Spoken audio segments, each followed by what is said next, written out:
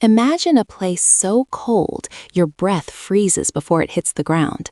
A place that is 80 to 90% covered in a prehistoric sheet of ice. This island has a population of just 56,000 people. That is fewer people than a mid-sized football stadium in the US. And yet, right now, the world's biggest superpowers are quietly moving their pieces into place for a high-stakes game of geopolitical chess over it. Why? Because beneath that ice and around those frozen shores lies something that could reshape the global economy for the next century. To understand why this island, Greenland, is suddenly the most valuable real estate on Earth, we have to look at the map differently. Most of us see the world through a Mercator projection, where Greenland looks massive, but in reality, it's about the size of Saudi Arabia.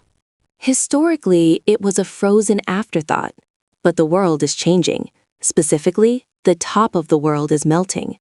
Since 1994, the Earth has lost an estimated 28 trillion tons of ice.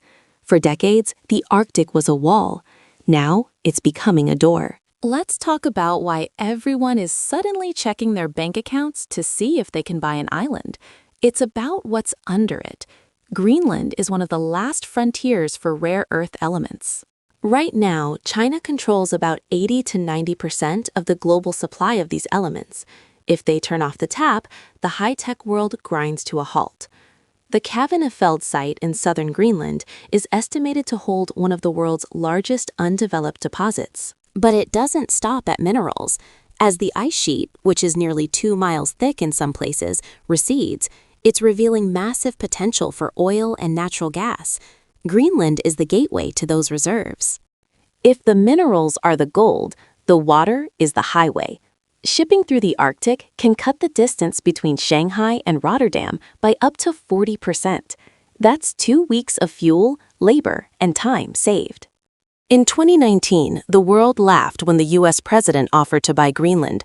But it wasn't a joke. It was a strategic move 70 years in the making. Pitufik Space Base houses a massive radar system that provides early warning for incoming ballistic missiles. Meanwhile, Russia has been building a chain of Arctic military bases. China, calling itself a near-Arctic state, is investing heavily in Greenland's infrastructure, hoping to build the Polar Silk Road. So, what does this mean for you?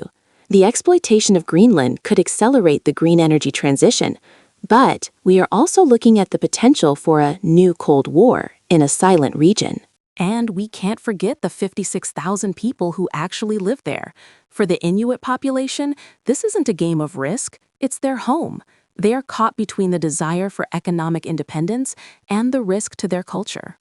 We are witnessing a fundamental shift in the world's center of gravity. The empty island isn't empty anymore. It's a mirror reflecting our global priorities, resources, trade, and power. The next time you look at a globe, don't look at the equator, look at the top. The question is, are we prepared for what happens when the ice finally disappears? Let me know in the comments. Thanks for watching.